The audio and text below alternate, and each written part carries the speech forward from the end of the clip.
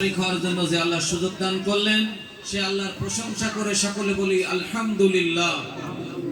লক্ষ কোটি দুরূদ ও সালাম প্রেরণ করছি সে নবীর প্রতি, মানবতার মুক্তির মানব জনাবে মুহাম্মদ রাসূলুল্লাহ সাল্লাল্লাহু আলাইহি সাল্লাম। সকলে বলি সাল্লাল্লাহু আলাইহি সাল্লাম। আজকের এই অনুষ্ঠান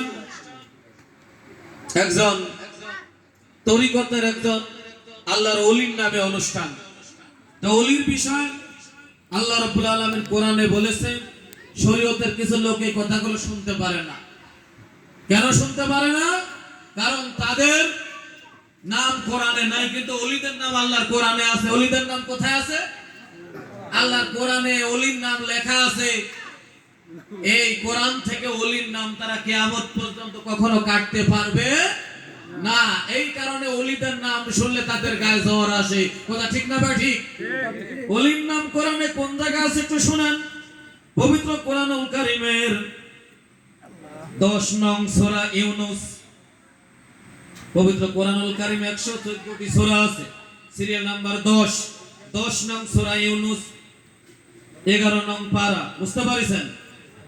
জিজ্ঞেস করতে পারে কয় পারা আছে? আবার 11 নম্বর পারা 10 নং সূরা ইউনূস আয়াত নাম্বার 62। আমার আল্লাহ বলছেন, আল্লাহ ইন্না আউলিয়াল্লাহি লা খাউফুন আলাইহিম ওয়া লা হুম ইয়াহজানুন। আল্লাহ বলেন, ও হে ওলিদের কোনো মৃত্যু নাই, ওলিদের কোনো ভয় নাই, ওলিদের কোনো চিন্তার কারণ নাই। ওলিরা যে দাবি করে আমার আল্লাহ সে দাবি মানে। একটু জোরে বলেন সুবহানাল্লাহ।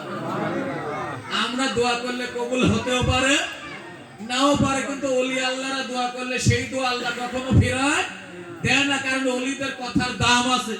ওলিরা তো আর আমাদের মতো মিথ্যা কথা বলে না। কথা ঠিক না ভাই? ঠিক। ওলিরা তো মিথ্যা বলে না। আমরা হাদিসে থাক বা না থাক বলতেছে এই আছে, এটা জায়েজ এটা না জায়েজ বলে কি বলে না অনেকে? মানে জায়েজ থাকলেও বলে না জায়েজ, আবার না জায়েজ হলেও কয় জায়েজ। যেমন একটা কথা বলি, যদি এলাকার মধ্যে কোনো মানুষ মারা যায়, একদল আলেম ওলামা বলে যে মানুষ মারা গেছে, কোনো জিয়ারত করা জায়েজ নাই, না জায়েজ।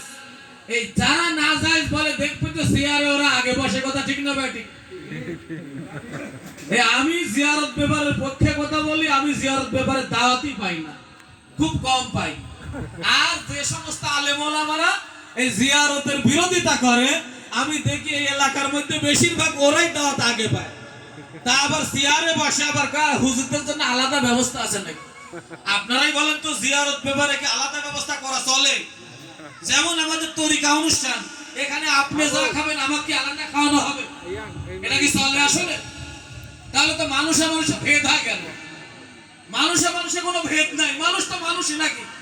কে কালো, কে ফর্সা, কে মুসি, কে মেথর, কে হিন্দু, কে খ্রিস্টান, মানুষে মানুষে কোনো ভেদ নাই। কারণ আল্লাহ তো ভেদ করেনি। এক আদমেরই সন্তান তো সবাই নাকি? আদম তো অস্বীকার করতে পারবে না আপনি হয়তো বা ঝগড়া ফাসাদের কারণে বলতে পারেন নিজের মায়ের পেটের ভাইকেও যে ও আমার আর ভাই হয় না, বলে কি বলে? কোন স্বার্থের কারণে নিজের ভাইকেও ভাই আর বলে না, বোনকে বোন বলে না। কিন্তু আদম তো কখনো আমাদেরকে অস্বীকার করতে পারবে না। তাই ভাইরা আমার, যে কথা বলছিলাম, কিছু কিছু মানুষ আছে তারা বলে একজন মানুষ মারা গেছে, জিয়ারত করা যাবে না।